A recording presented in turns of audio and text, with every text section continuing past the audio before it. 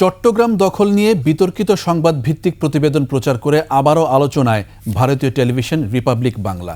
প্রতিবেদনে চট্টগ্রামকে ভারতের দাবি করে এই অঞ্চল দখল করতে মোদি সরকারের হস্তক্ষেপ জরুরি বলে মন্তব্য করতে দেখা যায় চ্যানেলটির উপস্থাপক বিতর্কিত ময়ূখ রঞ্জনকে। সামাজিক যোগাযোগ মাধ্যমে এই ভিডিও প্রকাশের পর থেকে সমালোচনার ঝড় বইছে নেটিজেনদের মধ্যে।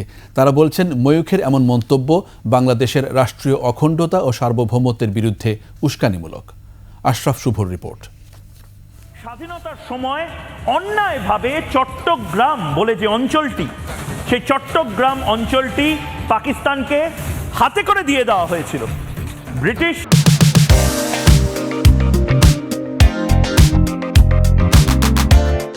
ছাত্র জনতার অভ্যুত্থানে শেখ হাসিনা সরকারের পতনের পর থেকেই বাংলাদেশ নিয়ে মিথ্যা এবং ভিত্তিহীন সংবাদ প্রকাশ করে তুমুল বিতর্কে ভারতীয় গণমাধ্যম রিপাবলিকান বাংলা। এই ষড়যন্ত্রের ফলে চট্টগ্রাম আমাদের হাতছাড়া হয়। এমনকি ভারতের এসব কতিপয় মিডিয়া নিয়ে অস্বস্তি এবং অসন্তোষ প্রকাশ করেছেন প্রধান উপদেষ্টা ডক্টর মোহাম্মদ ইউনূসও।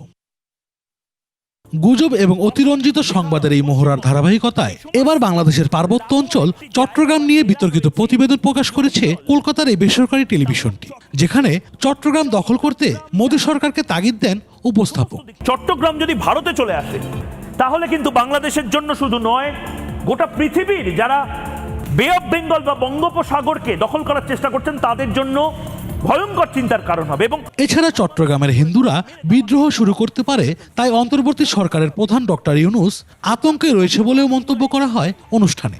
প্রফেসর ইউনূস তিনি সেই আশঙ্কা করছেন। তবে চট্টগ্রাম নিয়ে ভারতের রিপাবলিকান বাংলার এমন প্রতিবেদন প্রচারে ক্ষুব্ধ দেশের নেটিজেনরা।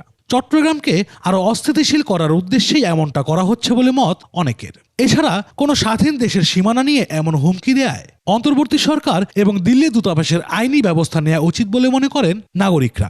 বাংলাদেশ তারা বুঝতে পারে যে চট্টগ্রাম স্বাধীন হয়ে যেতে পারে বা ভারতের কাছে ফিরে যেতে পারে। আশরাফ শুভ, 21 টেলিভিশন।